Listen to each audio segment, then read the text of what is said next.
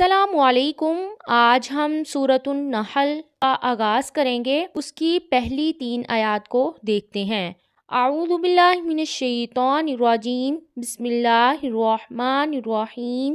سورۃ نحل مکی ہے۔ اس کی 128 آیتیں اور 16 رکوع ہیں۔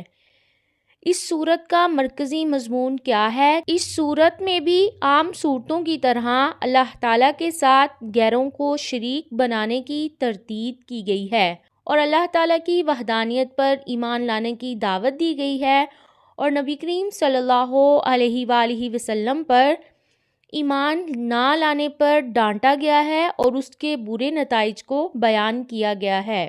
عطا آ پہنچا امر اللہ تعالیٰ کا حکم، فلا پس نہ تستعجلوہ تم جلدی مانگو اسے، سبحانہ پاک ہے وہ، وتعالی اور بلند تر ہے، عما اس سے جو یشرکون وہ شریک ٹھہراتے ہیں۔ قرآن مجید کی مختلف آیتوں میں اللہ تعالیٰ نے مشرکین مکہ کے بارے میں بتایا کہ وہ نبی کریم صلی اللہ علیہ وآلہ وسلم کے وعدے کے مطابق قیامت آ جانے یا انہیں ہلاک کیے جانے کی بڑی جلدی مچاتے ہیں، اور اس سے ان کا مقصد کیا ہے کہ آپ کا مذاق اڑانا اور قیامت کی تکذیب کرنا۔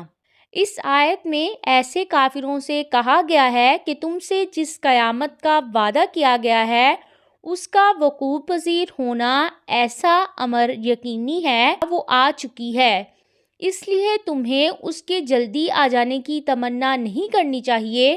جب وہ آ جائے گی تو اللہ تعالیٰ کا دردناک عذاب تمہیں اپنے گھیرے میں لے لے گا اور تم پھر ہرگز اس سے جان نہیں بچا سکو گے۔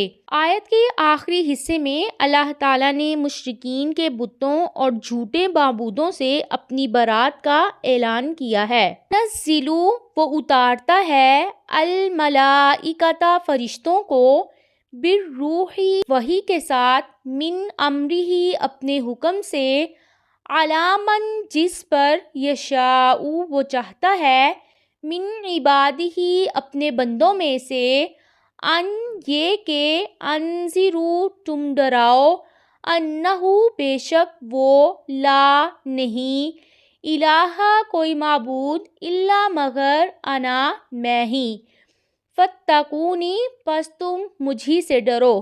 نبی کریم صلی اللہ علیہ وآلہ وسلم نے جب مشرکین مکہ کو قرب قیامت اور اس کے امر یقینی ہونے کی خبر دی کہ اس بارے میں جلدی نہ کرو، کہ ذہنوں میں اللہ تعالیٰ کے ساتھ نبی کریم صلی اللہ علیہ وآلہ وسلم کی وحی کے بارے میں بھی شک و شبہ پیدا ہوا۔ اس آیت میں اسی کے بارے میں بتایا گیا ہے کہ اللہ تعالیٰ فرشتوں کو وحی دے کر اپنے بندوں میں سے جس کے پاس چاہتے ہیں بھیج دیتے ہیں، تاکہ وہ انسان کو ڈرائیں اور انہیں بتائے کہ اس کے علاوہ کوئی بھی معبود برحق نہیں ہے، اس لیے صرف اسی سے ڈرنا چاہیے۔